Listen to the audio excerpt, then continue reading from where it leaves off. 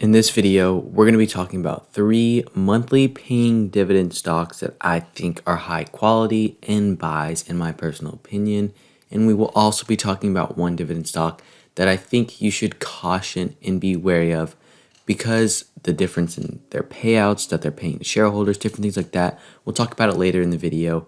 But before I go any further within this video, I'll ask if you enjoy it and if you like talking about dividend stocks, seeing videos about dividend payments, dividend income, all that good stuff, make sure to subscribe and turn on post notifications for videos coming out every other day on the channel. That's all we talk about is dividend stocks, dividend income, dividends, all that good stuff. So if you enjoy it, make sure to subscribe, yada yada, not going to waste your time. And let's get into this video. So what we're looking at is my portfolio. And over the past week, we are down 1.39%. Friday, we had that crash. This is just looking at a different objective and as an analysis of a $100 investment. We can see that my yield was actually at about 3.3 something percent. And because it has fallen down, the yield has gone up to 3.47%. What I'm actually looking to do right now is trim my position and kind of increase my tech, my real estate, banking, fintech, kind of put this down and get more growth into my portfolio rather than high yield. But enough of that talk. Let's get into the 3 monthly paying dividend stocks. The first one we're going to be looking at is Stag Industrial, which currently trades just below $43 a share. Over the past year, they are up 41.22%. Now, they have a price to funds from operation of 20.89, which is pretty solid, a dividend rate of $1.45, and a yield of 3.39%, and a market cap of $7.5 billion. Looking at their just total dividends, what we can see is they have a dividend safety of B-, dividend growth of B+, and a dividend yield of C+. We can see right here, they pay their dividends on a monthly basis and have been increasing their dividend for the past 7 years. They have a 5-year growth rate of 0.85%, and Seeking Alpha gives us a payout ratio of 70.8%. What we'll see on Yahoo Finance is that they have an earnings per share, it says, of $1.24 and a forward dividend yield of $1.45. So I was looking and I was like, I don't know if I want to invest in this company. So I started to do some digging. Here is September of 2020, and what we can see is that they have been doing pretty solid. The same pool accounted for 81.6% of the total portfolio. Square footage September 30th of 2021. So here is 2021 numbers.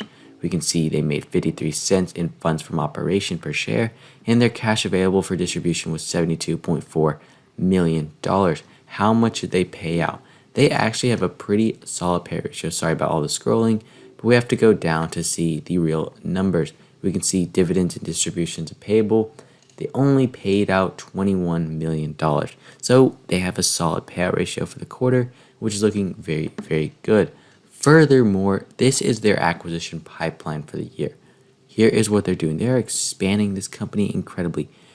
Pretty much just below $4 billion, and we still aren't even at the end of 2021. This is at the end of Q3 of 2021, so they have a whole nother quarter to keep going acquisitions and expanding this company. Stag is a REIT, so keep that in the back of your mind. They are a real estate investment trust.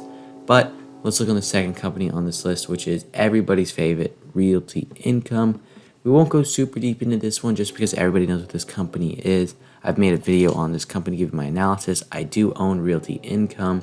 So over the past year, this stock is up 10.45%, a yield of 4.25, market cap of just below $40 billion, and a P to FFO of 20.11. Their dividends, we can see they have a payout ratio of 85.40, dividend growth of 24, although I believe it is 26, and pay those on a monthly rate and a 5-year growth rate of 3.46%. Same thing, I was looking at Realty Income, earnings per share on Yahoo Finance was lower than their forward dividend. So I went and do some digging. Net income per share increased to 34 cents per share compared to 7 from 2020, and FFO per share increased to 89 cents compared to, it did not say actually, increased 8.5% to 89 cents per share. Sorry about a little stutter right there, compared to their 2020 numbers. Now looking on some more stuff, just to go, sorry about all the scrolling again. In September 30, 2021, they distributed $274 million in common dividends to stockholders, which was just 76% of their adjusted funds from operation of $356 million. So a sustainable payout ratio. Right here, Realty Income announced a dividend increase of 5.1% earlier in the month, about 2 weeks ago. So good stuff to see, increasing your dividend payment, which is what you always like to see. Now, looking at the third stock on this list is Gain, Gladstone Investment. They have a dividend yield of 5.36%. They're up just below 70% over the year and a PE of 29.20. So Gladstone Investment is a company that has revenues kind of all over the place. They were very high up in 2018, 2019, and in 2020 was a downturn. But the trailing 12 months, they have made a nice comeback of $115 million. Net income is $111 million. So what does Gladstone Investment do? This company is a financial services asset management company. What they do is they specialize in lower middle market, mature stages, buyouts, refinancing existing debt, senior debt securities, all that stuff. So they're kind of a BDC, investing in companies, making an income via that. Now, looking at this company, I was looking at them, seeing their dividends, and this is what Seeking Alpha told me. It says they have a payout ratio of 156%. And I was just looking and I was like, I don't know if this is true. So what we can see right here is they have a 5-year growth rate of 2.53% and a dividend growth record of 3 years. Now let's look at these key ratios. They have a revenue per share of $3.71 per share. Okay, what we'll see right here is that they have a pre-tax profit margin of 53%, a profit margin total of 89%. So you do the math and you're going to get, I haven't done the math exactly, but you're going to get more than 90 cents. So that's pretty solid if you do the math on their profit from revenue per share and all those good things. Looking on their 10Q filing, their interest and dividend expense is 7.68, pretty much $7.7 million, but their net increase in net assets resulting from operations is $75 million, which is very solid numbers. Now, I went through this entire thing and I could not find income per share and different things like that.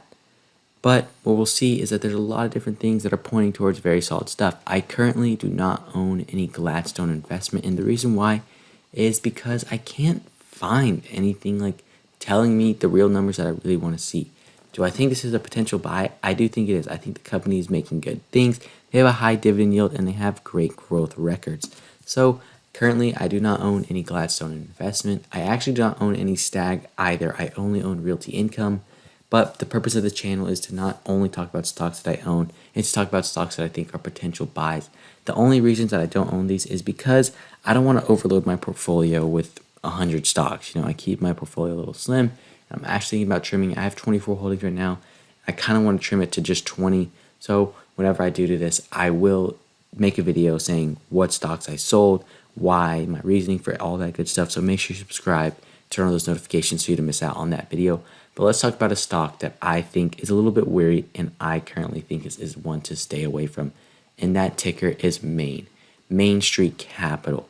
They have a dividend yield of 5.69%, a market cap of $3.15 billion, and a PE of 17.